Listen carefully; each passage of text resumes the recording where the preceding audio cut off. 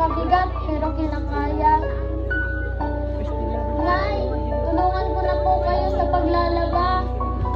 Huwag na anak. Nay, inuubo po kayo. Tulungan ko na po kayo dyan, Nay. Doon ka na lang anak. Kaya na to ng nanay. Baka ba'y pag-uutos ang senyora at baka mapapagalitan ka na naman kapag hindi mo masunod. Kanina ka dyan naglalaba ha? Halos 2 oras na. Ang kupad-kupad mo talaga. Senyora! Tama na po. Nasasaktan na po ang aking ina. Tama na po.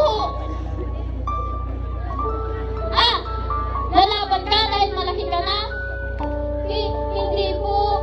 Ngunit sumusobra na ho yata kayo. Lalaban ka talaga ha?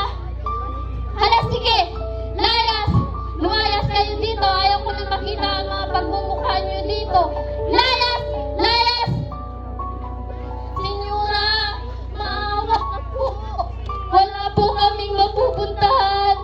Senyora, maawa ka po. Maawa! Wala akong awa.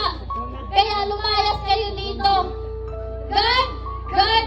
Talag ka rin palabas ang mag-inang to. Kung ayaw lumabas, ipahabol mo sa aso. Opo, ma'am. Pasensya na ho, Aling Magda. Naiintindihan kita, Joey. Ginagawa mo lang ang trabaho mo. Aling Magda, okay lang ho ba kayo? Wala to. Ubo lang ito. Huwag mo kong alalahanin. Nay! Nay! Paano na tayo, Nay? Okay lang ako, anak. Huwag mo kong alalahanin. Hindi, Nay! Sandali lang ho. Hahanap lang ako ng paraan. Bibili po ako ng gamot. Hahanap po ako ng paraan, Nay!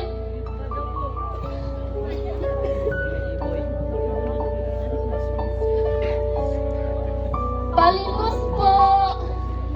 Ate, palimos po kahit ilang barya lang. Ate, palimos po! Pabili lang ng gamot ni nanay. Habang naglalakad sa daan, may nakita akong supot ng basura. At, uy! Pansit! Dali-dali ko iyong kinuha at sabay takbo papunta kay nanay, dala-dala ang gamot, nabili kong gamot.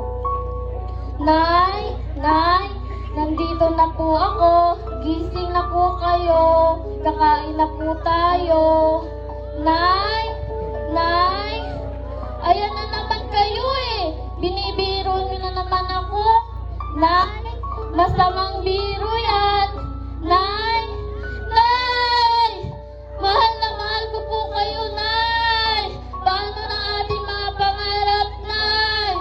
Nay! Nay!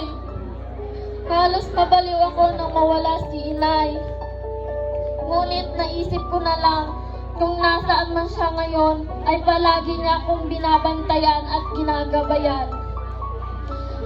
At sinisikap kong makapagtapos ako ng pag-aaral dahil walang mahirap sa pagkamit ng iyong pangarap.